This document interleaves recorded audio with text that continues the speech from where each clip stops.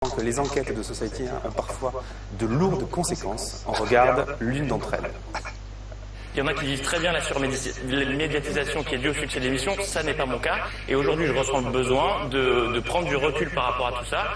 J'en avais marre de tous les articles qui sortent, voilà, sur Touche pas au poste, c'est ce que vous m'avez dit, de voir votre nom 100 fois, voilà, dès que vous tapez voilà, sur ça. Google, Voilà, et ça vous oppresse. Alors Franck, est-ce que vous attendiez à ce que votre enquête sur Cyril Hanouna, qui a été publiée dans le dernier numéro, une enquête très importante, plusieurs pages, déclenche le départ de Bertrand Chameroy, l'un des chroniqueurs de l'émission? Non, on s'y attendait pas, évidemment. Je pense que c'était un départ qui était prévu avant l'enquête, par ailleurs. Vous pensez que c'était prévu avant l'enquête? Ouais. Ouais, je sais que c'était prévu avant l'enquête. Ça veut dire quoi, qu'il était sur la sellette avant l'enquête? Non, je veux dire que j'imagine qu'il fait partie de quelques personnes qui avaient envie de quitter cette émission. De partir, et donc ça aurait été un facteur déclencheur. Ça aide un peu. Voilà, non, c'est une enquête qui est objective, qui est bien faite, les sources sont recoupées, ça a été très bien mené par les deux journalistes qui l'ont faite. Bertrand Chameroy, il aurait été identifié comme l'une des sources de Society dans ce papier, dans cette enquête. Vrai ou pas, j'imagine qu'il n'était pas le seul. Je confirmerai rien de tout cela, et de toute façon, il n'est effectivement pas le seul. Ouais. Parce que vous avez menacé sur Twitter, je lis votre compte Twitter, de balancer des enregistrements des témoignages. J'imagine que c'était de la provoque, parce que vous n'allez pas donner les sources. Oui.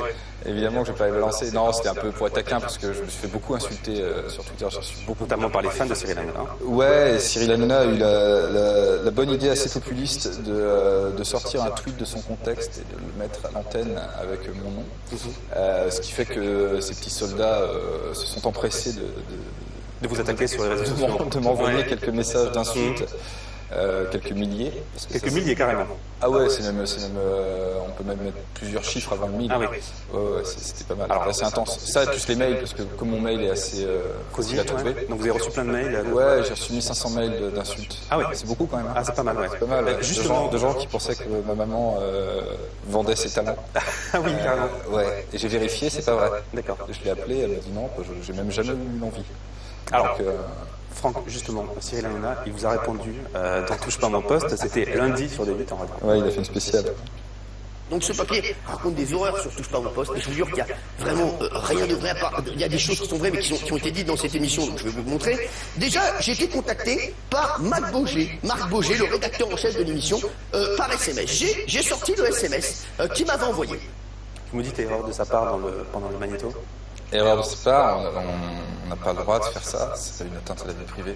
On diffuse des SMS et une photo de quelqu'un dont on n'a pas les droits. Ouais. Donc ça veut dire que vous allez l'attaquer? Pas que je dis que c'est erreur de sa part, ouais. Il n'a pas le droit de faire ça. Donc vous réfléchissez éventuellement à l'attaquer?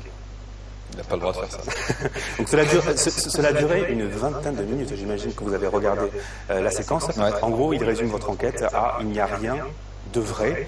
Non, il dit un truc plus grave, il dit ce sont des faux témoignages. Ouais. Donc là aussi, c'est de la diffamation, selon vous? C'est de la diffamation. Selon moi, c'est de la diffamation. D'accord. Donc on verra ça dans les prochains jours. Une petite remarque, Franck, quand même, sur cette enquête. Est-ce que ça ne manquait pas un peu de contrepoids? Évidemment, je l'ai lu, cette enquête, tout le monde l'a lu. Il y a peu de témoignages de chroniqueurs qui disent que tout se passe bien, ou de personnalités de l'équipe qui disent, voilà, avec Cyril Hanouna, tout roule.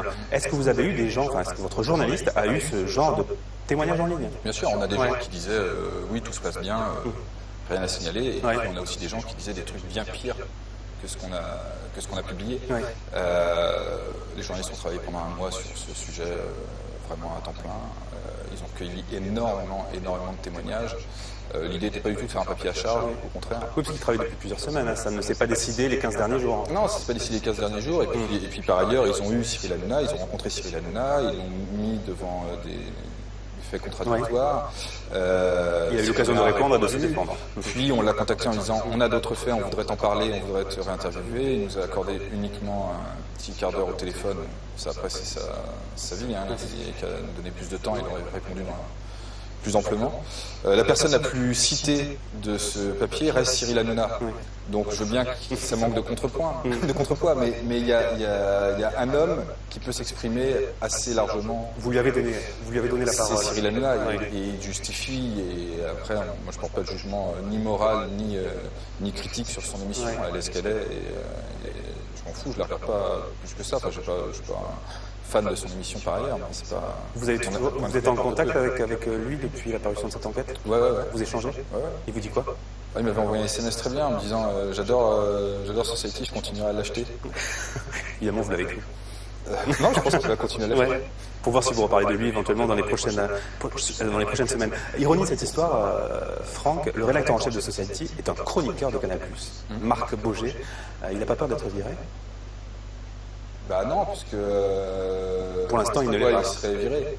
Canal+, groupe Canal+, donc D8, Vincent Bolloré. Ça voudrait dire qu'il y a de l'ingérence au sein du groupe et qu'il y a des gens qui destituent d'autres personnes sur des faits qui ne sont pas forcément... Non, je ne veux pas croire ça. Vous ne pouvez pas croire ça. Non, mais il n'y a aucune raison. Enfin, ça serait malhonnête et ça serait pas très bien.